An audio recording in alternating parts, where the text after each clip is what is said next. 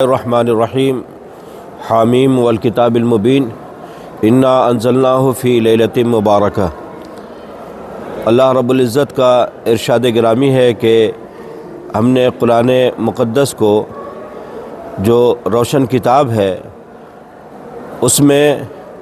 رب تبارک و تعالیٰ کا اعلان ہے کہ اس میں ایک ایسی بابرکت رات ہے جس رات میں اللہ تبارک و تعالیٰ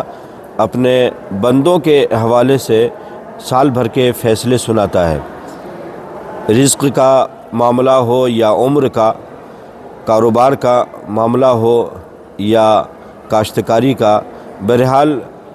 زندگی کے جو مسائل ہیں اور زندگی سے متعلق جتنی باتیں ہیں ان سب کا فیصلہ اللہ تعالیٰ اس مقدس رات یعنی شب برات کو فرماتا ہے۔ اس لیے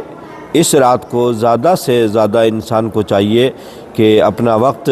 استغفار میں یعنی اللہ تعالیٰ کی بارگاہ میں اپنے گناہوں کی معافی میں گزارے اور استغفر اللہ ربی من کل ذنب واتوب الیہ کا کثرت سے وہ ذکر کرے اور سورہ اخلاص پڑھے، درود شریف کی کثرت کرے، چونکہ نبی کریم رؤوف الرحیم صلی اللہ تعالیٰ علیہ وسلم کا ارشاد گرامی ہے کہ اللہ تبارک و تعالیٰ اس مقدس رات کو آسمان اول پر اپنی شان کے مطابق نزول فرماتا ہے اور ارشاد فرماتا ہے کہ ہے کوئی بندہ جو مجھ سے اپنے گناہوں کی معافی چاہے میں اسے بخش دوں، ہے کوئی بندہ جو اپنی عمر میں برکتیں چاہے میں اس کی عمر میں برکتیں عطا فرما دوں۔ اللہ تبارک و تعالیٰ کا یہ اعلان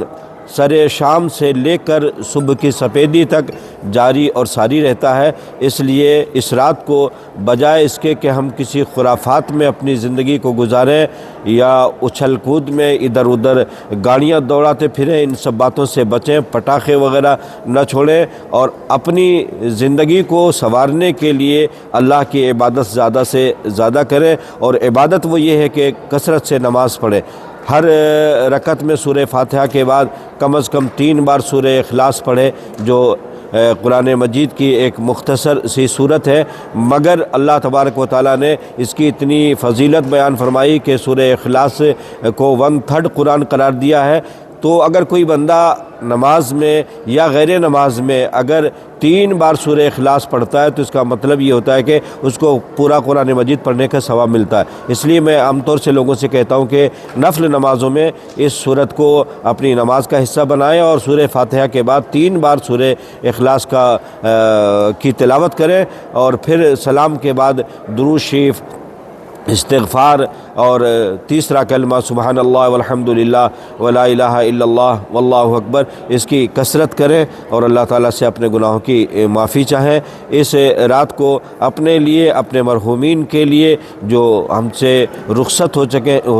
چکے ہیں ان کے لیے مغفرت کی دعا کریں، قبرستان جائیں اور ان کے لیے مغفرت کی دعا کریں، اس سے ان کا دل بہلتا ہے اور وہ انسیت محسوس کرتے ہیں۔ یہی وجہ ہے کہ آپ نے دیکھا ہوگا کہ ان علاقوں میں جہاں مساجد اور عبادت گاہیں ہیں، اسلامی